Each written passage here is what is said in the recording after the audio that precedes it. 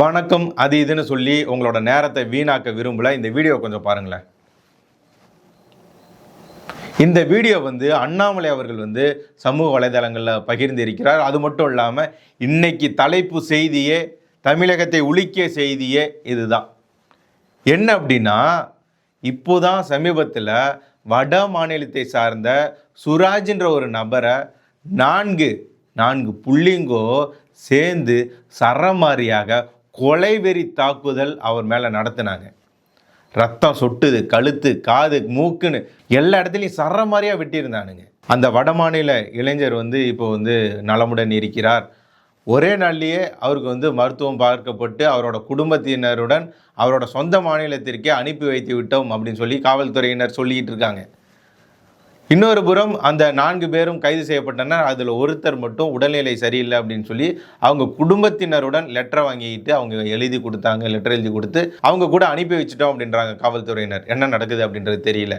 ஆனால் இந்த சம்பவம், தமிழகத்தையே உலுக்கிய இந்த சம்பவம் மறையிறதுக்குள்ள அதே திருத்தணியில் இன்னொரு சம்பவம் இது நடந்திருக்கு. ஒரு பெரியவர் ஜமால் என்ற துணி வியாபாரியை 2 நபர்கள் சேர்ந்து அடிச்சிருக்கிறாங்க. அந்த அடியை பாருங்க. ஒரு அடி கொடுத்தானே அவர் கீழே விழுந்துட்டார். இது எங்க நடக்குது? அதே பகுதியில், திருத்தணி ரயில்வே நிலையத்தில் இது நடக்குது. எந்த அளவுக்கு தமிழகத்தில் பாதுகாப்பு இருக்கு பாருங்க. இரும்பு கரம், சமரசம் இல்லாமல் நடவடிக்கை எடுப்போம் அப்படின்னு சொல்லி சொன்னார். ஆனால் இந்த மாதிரி அடுத்தடுத்த சம்பவங்கள் ஒரே இடத்துல நடக்குது அப்படின்னா எந்த அளவுக்கு பாதுகாப்பு இருக்கு? ஒரு ரீல் வீடியோவுக்காக கொடுவாள் எடுத்து காட்டுறது, அருவாள் எடுத்து காட்டுறது, கத்தி எடுத்து காட்டுறது, ரத்த சொட்ட வெட்டுறதுன்ற மனநிலையை தமிழகம் எந்த பாதையில் போயிட்டுருக்கு, பயணிச்சிட்டு இருக்கு அப்படின்றத நீங்கள் பாருங்கள். இந்த மாதிரி தமிழகமே கெட்டு சீரழிஞ்சி போயிட்டு இருக்கும் போது இவர் ஸ்டாலின் அவர்கள் ஒரு செயலியை தொடங்கி வைக்கிறாராம். வரக்கூடிய தேர்தலுக்கு எந்த மாதிரியான வாக்குறுதிகளை நாங்கள் கொடுக்கணும்னு சொல்லி நீங்கள் நினைக்கிறீங்க அப்படின்னு சொல்லி ஒரு செயலியை அறிமுகப்படுத்துகிறாராம். மக்களோட எதிர்பார்ப்பு, கோரிக்கை எல்லாம் ஒன்று தான். இந்த திமுக அரசாங்கம் வரக்கூடிய 2026 தேர்தலோட முடிஞ்சிடணும், திமுக மீண்டும் ஆட்சிக்கே வரக்கூடாதுன்றது தான் மக்களோட ஒருமித்த ஒரே குரலாக, ஒரே கருத்தாக இருக்கும். என்ன நினைக்கிறீங்க? நீங்களும் அதே கருத்து தான். திமுக மீண்டும் ஆட்சிக்கே வரக்கூடாது, தமிழகம் தலை நிமிரணும் அப்படின்னா நீங்கள் என்ன நினைக்கிறீங்க அப்படின்றத கமெண்ட் பண்ணுங்கள். இதில் என்ன அப்படின்னா, தோழமை சுட்டுதல், திமுகவை விமர்சனம் பண்ணாத, திமுகவை யாராவது விமர்சனம் பண்ணால் கூட முந்தி அடிச்சுக்கிட்டு திமுகவுக்காக கச்சை கட்டக்கூடிய, சப்பை கட்டக்கூடிய திருமாவளவன் அவர்களே என்ன சொல்லியிருக்கிறார்னா, இந்த சம்பவம் தமிழகத்திற்கு தலைக்குனிவு அப்படின்னு இருக்கார். தலை நிமிரும் தமிழகம்னு சொன்னார் ஸ்டாலின் அவர்கள். ஆனால் ஒரு கூட்டணி கட்சியில் இருக்கக்கூடிய, திமுகவின் வெற்றிக்கு மிகப்பெரிய துணையாக இருக்கக்கூடிய விசிக கட்சியின் தலைவர் திருமாவளவன் அழுத்தம் திருத்தமாக சொல்லியிருக்கிறார். இந்த திருத்தணியில் நடந்த, வட மாநிலத்தவருக்கு நடந்த இந்த சம்பவம்ன்றது தமிழகத்திற்கு மாபெரும் தலைக்குனிவு அப்படின்னு சொல்லியிருக்கிறார். சினிமா துறையினர் ரஞ்சித்திலிருந்து இசையமைப்பாளர் சந்தோஷ் நாராயணன், மாரி செல்வராஜ், யாராக இருக்கட்டும், திமுகவிற்கு இதுவரை ஆதரவாக பேசிய, குரல் கொடுத்த சினிமாக்காரர்களே இப்போது திமுகவை காரித்து போயிட்டு இருக்காங்க. எங்கள் ஏரியாவிலே பாதுகாப்பு இல்லை. வட மாநிலத்தவரை பார்த்தாலே ஏதோ விரோதியை பார்த்ததை போல அவங்க மேலே வன்மத்தை கக்குகிறார்கள், தாக்குதல் நடத்துகிறாங்க அப்படின்னு சொல்லி சந்தோஷ் நாராயணன் அவர்கள் குறிப்பிட்டு இருக்கிறார். இது இந்தியா, இது ஒரு பாரதம், நான் வேற நீ வேற இல்லை, எல்லாருமே ஒன்று, ஒன்றே குலம் ஒருவனே தேவன் அப்படின்றோம். நீ எந்த ஊர், நான் எந்த ஊர், முகவரி தேவையில்லை, நீ நானும் அண்ணன் தம்பிடான்றோம். இந்த பிரச்சனையெல்லாம் எங்கே ஆரம்பிக்குது அப்படின்னா, இதை பிரித்து பார்க்கறதுனால தான் ஆரம்பிக்குது. நீ வேற நான் வேற அப்படின்றதுனால தான் ஆரம்பிக்குது. இது மொழியை வச்சு பிரித்து பார்க்கறது, மதத்தை வச்சு பிரித்து பார்க்கறது, இனத்தை வச்சு பிரித்து பார்க்கறது, நாட்டை வச்சு பிரித்து பார்க்கறது, இது எதுவுமே இருக்கக்கூடாது. எல்லோரும் சகோதரர்கள், இது ஒரு அகண்ட பாரதம் அப்படின்னு நினைக்கிற வரைக்கும் இந்த மாதிரியான பிரச்சனைகள்லாம் முளைச்சிக்கிட்டே இருக்கும் அப்படின்லாம் ஒரு சில பேர் கருத்தை தெரிவிச்சுக்கிட்டு இருக்காங்க. எது எப்படியோ தமிழகத்தில் சட்டம் ஒழுங்கு எப்படி இருக்குது? நாங்கள் என்ன நினச்சிக்கிட்டு இருக்கோம்? திமுக அரசாங்கத்தில் எங்களுக்கு பாதுகாப்பு இல்லையாட்டுக்கு அப்படின்னு நாங்கள் நினச்சிட்டு இருக்கோம். திமுக அரசு மீண்டும் வரக்கூடாது அப்படின்னு நினச்சிட்டு இருக்கோம். ஆனால் என்ன அப்படின்னா, காவல்துறையினருக்கே இங்கே பாதுகாப்பு இல்லை. திருப்பூரில் வீர ராகவ பெருமாள் கோயிலில் அங்கே வந்து இந்த திருவிழாவின் போது சமீபத்தில் நேற்று என்னமோ தான் காவல்துறை கிட்ட ஒரு நபர் வந்து பிரச்சனை பண்ணியிருக்கிறார். அருவாளை கொண்டு துரத்தி இருக்கிறார். கத்தியை எடுத்துக்கிட்டு துரத்துறாரு காவல்துறையினரை. இந்த அளவுக்கு தான் தமிழகத்தில் பாதுகாப்பு இருக்கு. ஸ்டாலின் அவர்களே, உங்களுடைய இரும்பு கரம் என்ன ஆச்சு? எங்களெல்லாம் பாதுகாப்பாக பார்த்துக்கோங்க அப்படின்னு சொல்லி கனிமொழி சொல்கிறாங்க. அப்போ பாருங்க, அவங்களுக்கே பயம் வந்துருச்சு. கருப்பு துணியை பார்த்தா பயப்படுற நீங்கள், கருப்பு கொடியை காட்டிடுவாங்க, தனக்கு எதிர்ப்பு தெரிவிச்சிருவாங்கன்னு பயப்படுற நீங்கள் எப்படி தமிழகத்தை காப்பாற்றுவீங்க? தமிழகத்தை நீங்கள் நல்லா வழி நடத்துனா உங்களுக்கு ஏன் கருப்பு கொடி காட்ட போகிறான்? தான் குடும்பத்துக்காக பொழப்புக்காக வந்தவனை அடிக்கிறது தான் நமக்கு பெருமையா? ரவுடிங்கிறதுல என்னடா பெருமை? ரவுடிங்கிறதுல என்ன பெருமை? ஒரு படத்தில் ஹீரோன்றவன் நல்லது செய்கிறவன், மக்களை பாதுகாக்கிறவன், மக்களுக்காக குரல் கொடுக்கிறவன் அப்படின்னு சினிமா எடுத்த வரைக்கும் சமுதாயம் நல்லா தான் இருந்தது. எப்போ வந்து ஒரு ஹீரோ வந்து ரவுடியாக இருக்கிறவன் தான் ஹீரோ, கடத்துறவன், திருடுறவன், மொள்ள மாதிரி பண்ணுறவன், கொலை பண்ணுறவன், தப்பு பண்ணுறவன்லாம் ஹீரோவாக காட்ட ஆரம்பித்தானுங்களோ அப்போவே முடிஞ்சிருச்சு. தமிழ் சமுதாயமும் கெட்டவன் தான் ஹீரோன்ற மாதிரி ஆயிடுச்சு, தப்பு பண்ணுறவன் தான் ஹீரோன்ற மாதிரி ஆயிடுச்சு. இப்போ பாருங்கள், ரீல்ஸு போடுறானுங்க, அது இதையும் வச்சுக்கிட்டு எந்த மியூசிக் வச்சு போடுறானுங்க, யாருடைய படத்தை வச்சு போடுறானுங்க. அதுதான் அவங்களுக்கான தூண்டுதலாக அமைஞ்சிருக்கா இல்லையா? இப்போ நம்ம ஒரு பாட்டு போடுறோம் நம்மளோட வீடியோவுக்கு அப்படின்னா அது நமக்கான தூண்டுதலாக மாறி இருக்குன்னு அர்த்தம். அதே மாதிரி தானே அதுக்கும் மாறி இருக்கு. அப்போ சமுதாய சீர்கேட்டில் முக்கிய பங்கு தமிழ் சினிமாவுக்கும் இருக்குது. மற்ற இந்திய சினிமாக்களை ஒப்பிடும்போது தமிழ் சினிமா பின்னோக்கி செல்வதற்கான காரணமும் இதுதான்.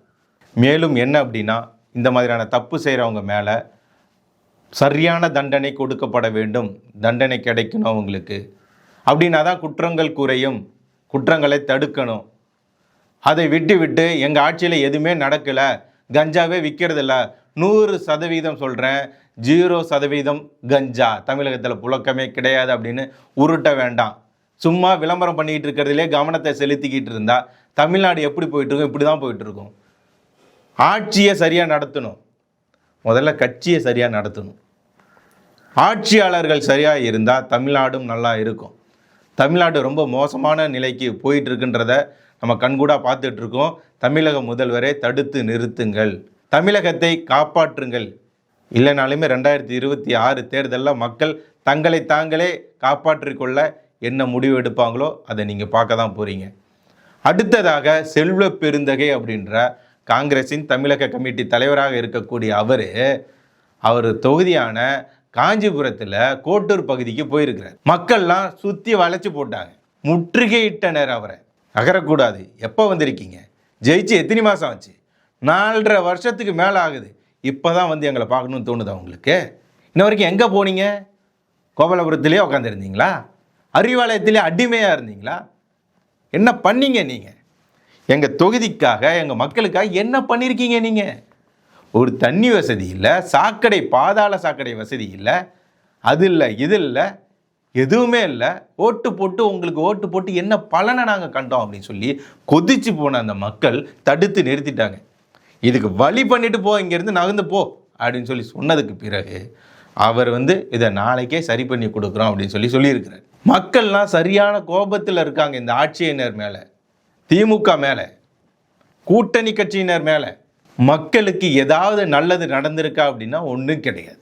இவங்க பஸ்ஸு விடுவாங்களாம், இலவச பேருந்து மகளிருக்கு அப்படிம்பாங்களாம். அதற்கு பிறகு இவங்க சொல்லுவாங்களாம், ஓசி பஸ்ஸு தானே, இங்கேருந்து ஓசியில் தானே போகிறீங்க அப்படின்றது. 1000 ரூபா காசு வருதா அப்படின்றது. யார் விட்டு அப்பங்க காசு? அது நாங்கள் கொடுத்த வரி காசியா? அதுலேருந்து நீங்கள்லாம் உறிஞ்சி தின்னதை போக அந்த சிந்திர சதறதை எங்களுக்கு எடுத்து கொடுக்குறீங்க. ஏதோ உங்கள் வீட்டில் இருந்து எடுத்து கொடுக்குற மாதிரி. என்ன ஓசியா? 1000 ரூபா காசு வருதா? வருது. அதுக்கப்புறம் தான் சாயந்தரம் மதுபான கடைக்கு வந்துடுது. அது எங்கே நாங்களே வச்சுக்கிறோம். அந்த 1000 ரூபா வச்சுட்டு என்ன பண்ண முடியும்? அந்த 1000 ரூபா வச்சுட்டு என்ன பண்ண முடியும்? மாதம் 1000 ரூபாயை வச்சுக்கிட்டு கரண்ட் பில்லு கட்ட முடியுமா? சொத்து வரி கட்ட முடியுமா? இல்லை இந்த ஆட்சியில் பால் பொருள்லேருந்து அத்தியாவசிய பொருள் வரைக்கும் எல்லாமே ஏறி போய் நிற்கிது, அதெல்லாம் ஏதாவது கொடுத்து வாங்க முடியுமா? அந்த 1000 ரூபா வச்சுக்கிட்டு என்ன பண்ண முடியும்? எங்களால் வாட்சி வாங்க முடியுமா? G2 இடம் வாங்க முடியுமா? சன்ஷைன் ஸ்கூலில் படிக்க வைக்க முடியுமா என் பிள்ளைய? அந்த 1000 ரூபா வச்சுட்டு என்ன பண்ண முடியுன்றேன் நான். திமுகவின் உறுப்பினராக இருக்க முடியும். ஏன்னா 200 ரூபா தான் தேவை. 1000 ரூபா இருக்கு, 5 முறை 200 ரூபா. இதை நீங்கள் கொடுத்துட்டு என்னமோ தமிழனை தலை நிமிர்த்தின மாதிரி, தமிழன் எங்கே தலை நிமிர்ந்தான்? சும்மா வார்த்தைக்கு வார்த்தை சொல்லிக்கிறது தான்.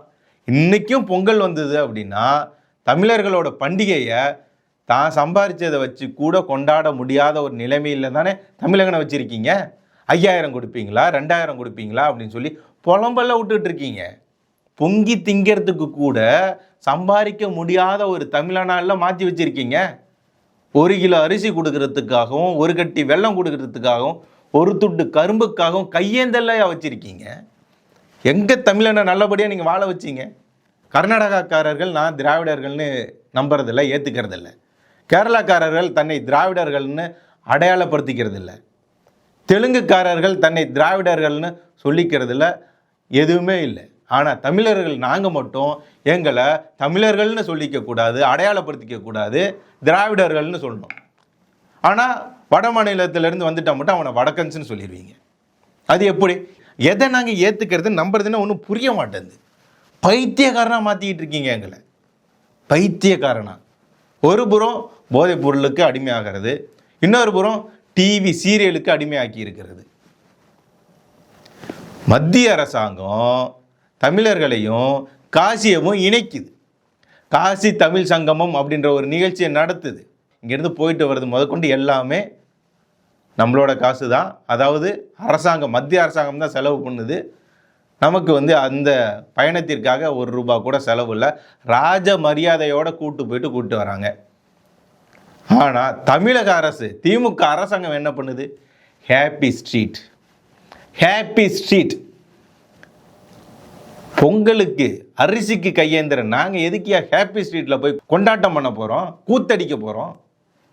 ஹாப்பி ஸ்ட்ரீட் மூலியமாக தமிழக மக்களுக்கு என்ன நல்லது நடக்குது, என்ன முன்னேற்றம் வரப்போகுது, என்ன மாற்றம் வரப்போகிறது? முதலில் வட மாநிலத்தவர்களை இங்கே வேலைக்கு அழைச்சிட்டு வந்தது எந்த அரசாங்கம்? கூவம் ஆற்ற சுத்தம் பண்ண போகிறோம் அப்படின்னு சொல்லி வட மாநிலத்தவர்களை முதலில் தமிழகத்திற்கு அழைத்து வந்த கட்சி, அரசு எந்த அரசு? வேற்றுமையில் ஒற்றுமை காணணும், இல்லை அப்படின்னா மாற்ற முடியாது. தொடர்ச்சியாக ஆட்சியிலே இல்லாத திமுகவை மக்கள்லாம் ஒரு முறையாவது இவங்களுக்கு கொடுத்து பார்ப்போம். ஸ்டாலின் அவர்கள் முதல் முறையாக இப்போதான் முதலமைச்சர் ஆக போகிறார், அவரோட ஆட்சி எப்படி இருக்குது அப்படின்னு சொல்லி பார்க்கலாம் அப்படின்னு சொல்லிலாம் ஓட்டு போட்டவர்களுக்கெல்லாம் உங்களெல்லாம் ஜெயிக்க வச்சு அழகு பார்த்த இந்த தமிழக மக்களை இப்போ எந்த நிலைமைக்கு கொண்டுட்டு வந்து நிறுத்தியிருக்கீங்க பார்த்தீங்களா? பார்த்துக்கோங்க. தனது குடும்பம் நல்லா இருக்கணும்னு மட்டும் நினைக்காதீங்க. நாடு நல்லா இருந்தால் தான் குடும்பமும் நல்லா இருக்கும், குடும்பம் நல்லா இருந்தால் தான் நாடும் நல்லா இருக்கும். உங்களெல்லாம் நம்பி ஓட்டு போட்டதற்கு எங்களோட நிலைமையை பாருங்கள், எப்படி நிறுத்தியிருக்கீங்க பாருங்கள். மீண்டும் நீங்கள் ஜெயிப்பீங்கன்ற நம்பிக்கை எப்படி உங்களுக்கு வருது? அந்த எண்ணத்தெல்லாம் கருவுலியாக அழிக்கணும். இந்த எண்ணம் திமுக திரும்ப ஜெயிக்கும் அப்படின்ற எண்ணம் மீண்டும் உங்களுக்கு கனவுல கூட வரக்கூடாது, கனவுல கூட வரக்கூடாது. தமிழகத்தில் தமிழர்களுக்கே பாதுகாப்பு இல்லாத சூழ்நிலையை நோக்கி தமிழகம் சென்று கொண்டு இருக்கிறது. இதற்கு கூடிய விரைவில் விடிவு காலம் பிறக்கும். மக்களுக்கு எது தேவை எது தேவையில்லை அப்படின்றது கொஞ்சமாவது புரிஞ்சிருக்கும். அது 2026 தேர்தலில் திமுகவிற்கும் புரியும்.